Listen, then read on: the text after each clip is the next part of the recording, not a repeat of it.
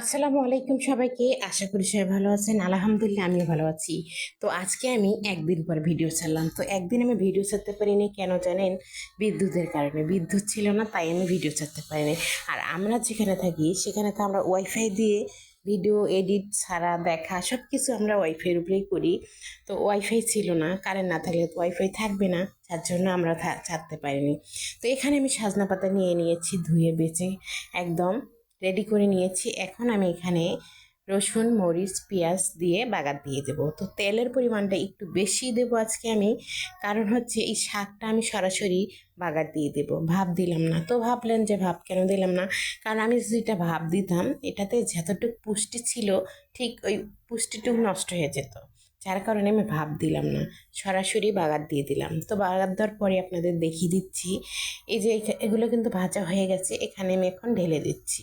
তো এই যে ঢালতেছি ওটা আপনাদের কিন্তু পুরোটা দেখাতে পারিনি, পরে দেখালাম। দেখুন ঢালার পরে কেন, যে আমি একা একাই ক্যামেরা ধরি, একা একাই রান্না করি, তাই একটু প্রবলেম হয়, মাঝে মাঝে পুরোটা দেখাতে পারি না। তারপর একটু লবণ দিয়ে এখন আমি উলটপালট করে দিচ্ছি, যাতে যেন সবগুলো সঙ্গে লবণ মশলাগুলো মিক্স হয়ে যায়, এই জন্য। তো এই তো এখন আমি মিক্স করে দেওয়ার পরে দেখবেন কতটুক হয়ে যায়। আসলেই পাতাগুলো এতটাই কচি ছিল, যা দেওয়ার সঙ্গে সঙ্গেই দেখেন অল্প একটু হয়ে গেছে। তো ওটা কোনো ব্যাপার না, অল্প একটু আমার রিজিকে আমার ভাগ্যে যা থাকবে আমি তাই খাবো।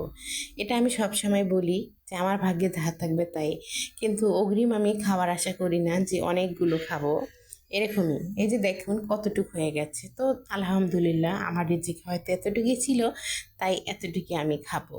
তো এই যে দেখুন একদম শুকনো শুকনো হয়ে গেছে, এখন কিন্তু রান্না শেষ। তাই আমি ভাবলাম যে আপনাদের একটু দেখাই, ভাববেন যে ভিজে ভিজে আছে নাকি পানি আছে, কোনো কিচ্ছু নাই ভিতরে, শুধু শাকগুলো, আর কোনো কিছুই ছিল না। তো না থাকার কারণে এখন কিন্তু আমি শুকনো শুকনো করে নেড়ে পুরাটা দেখাই দেওয়ার পরে বাটিতে বেড়ে আপনাদের দেখিয়ে দিচ্ছি। দেখুন কত সুন্দর লাগতেছে, খেতেও মাশাআল্লাহ খুব ভালো হয়েছে।